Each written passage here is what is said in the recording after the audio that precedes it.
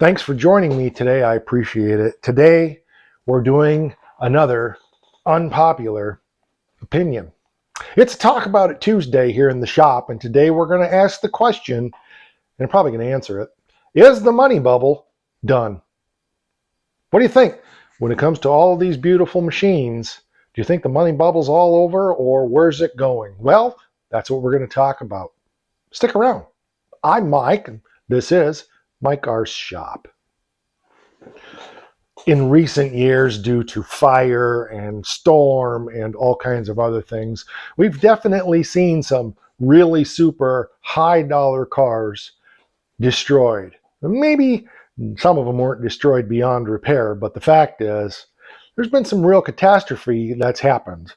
And I think we tend to approach cars like this like they're going to last forever. I know I'm in a lot of Facebook groups and restoration forums and all kinds of different places. And the way that people go about fixing some of these cars, you would think they've accepted Jesus as their savior and they're going to live forever. And I don't mean the people, I mean the cars.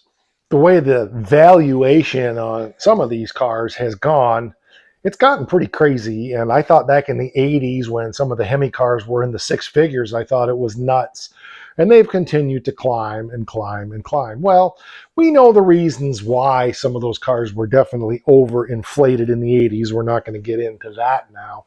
But yet still, it kind of started something with a lot of these old muscle cars that really has driven prices up. Now, one thing, I've been around antique cars most of my life, and I've seen the pinnacle of that, and we're way down in here now again on the valuation of antique cars. I think probably that peaked in the 70s. Now, maybe dollar-wise, those numbers weren't as high as they are today, but remember the value of the dollar in 1970 was much higher than it is today. So as a picture of valuation to the society and to the economy, these cars have greatly decreased in value. And I think we're going to see the same thing happening with a lot of these muscle cars and collector cars. Now, I will admit that there are going to be some cars that are going to hold high value because just of their super rarity. I said in an episode that aired just a couple days ago, and you're seeing this a month from when I'm filming, that where is the future of this going? You know, my kids, somewhat. My son's into it, but my daughter's not. My son-in-law's not. And I see further down the path of young people, Gen Z and so forth. My kids are millennials. Less and less and less interest. Where do we think this is going to be in 50 years?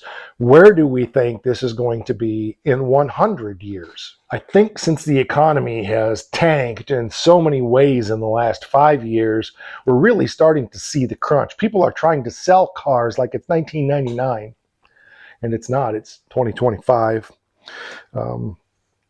So I see more and more. I was just watching an auction again, and they were expecting big dollars, and they were only getting like 60-70% was where the auction was going.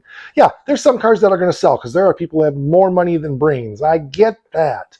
But for the average person, where's it going? Do we think that a Challenger like my 70 Challenger here that's going to be a big block 4-speed, but it's not an original big block 4-speed, do we think that car is going to bring $80 to $90 to $100,000 in a few years? No way. For one thing, it's fabricated, so I know that decreases its value. But the point is, the numbers on these cars, it's got to plateau, and I think we've already kind of reached it, and the bubble has.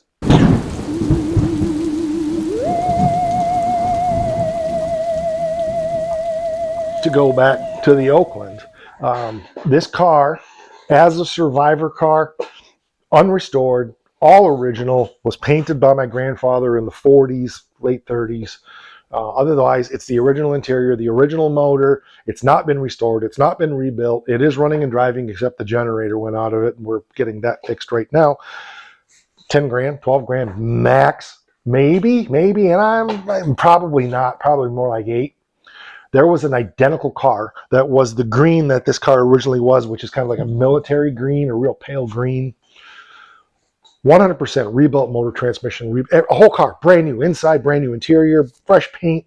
The car is absolutely immaculate, and the guy couldn't get 20 grand for it. That's what's happened in the antique car market. That's the direction the muscle car market's going to go. I don't care what you say. That's the reality of the market. The bubble has burst or is going to burst, and these cars are no longer going to hold their value. Does that mean that if I have a 70 Hemi Cuda convertible that there was only, 4 made of? I don't know. There's probably more than that. That car's not going to hold a value of $200,000, $300,000, $400,000, $500,000, whatever they're going for? No, because that's a really rare exception. But for the average guy with the average car, we're not going to see those prices stay way up there. The bubble's burst.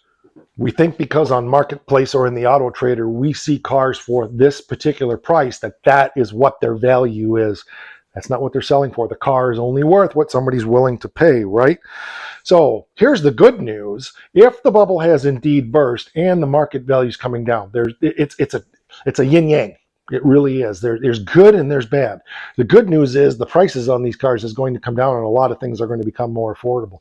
The bad news is as these cars become less desirable, the aftermarket parts are going to become less and less and harder to find, which is super good news for somebody like me here at My Car Shop because we make everything anyway. We don't buy a lot. So if you're a DIY fabricator, then it's a winner chicken dinner because cars like this Challenger will be able to be purchased. There was a basket case rusted out with a crushed roof. I got it for $300 from a junkyard. Those cars are going to come up more and more and more because they're not going to sell, and they'll be available for you and me to pick up for next to nothing and do the voodoo that we do using old steel shelves and sheet metal and making everything for these cars that looks like factory because it's built to the same specs and bent the same way, but it's all handmade. And that's good because we like spending the time and doing the craftsmanship, not spending the money. I know I'm like the guy with the one string banjo when he only plays one note over and over again. I keep playing that note over and over again. People ask me why I play that note. Simple, because the guys with all their strings and all those notes, I'm playing the note they're all looking for. I found it. If the money bubble is indeed over, what does it mean for you? What does it mean for me? Drop it down there in the comments. I watch the market. I watch what's going on out there, and I do see if it's not burst, it's definitely cooling down. What do you think? I want to encourage you, do this for the fun. If it's your business, it's your business, but do this for fun. Stop chasing those overinflated values and do what you love because you love to do it. Around here, there's no such thing as doing it wrong, except if it's not safe and you're not having fun. That's it. If it's safe and you're having fun, then you're falling right into the ethos of My Car Shop. Make it safe, make it done, and make sure you're having fun. That's what it's all about. For pennies on the dollar, you can build some amazing machines if you're willing to develop yourself as a craftsman. Let the money bubble burst because it's going to work really great for you and for me. All right, that's going to do it for this one. I have merchandise. It's down there. You'll see a link to Etsy, to the Schultz Sign Company. If you search within the Schultz Sign Company, not Etsy, but within the Schultz Sign Company, search MKS, you'll find all of our merchandise. We have channel memberships for as little as $5 a month. You get access to behind the scenes content. You get previews of episodes like potentially this one a month before it actually is going to release. Plus, there's all kinds of cool YouTube stuff. And I'll send you special messages. And well, you'll just be one of the cool kids.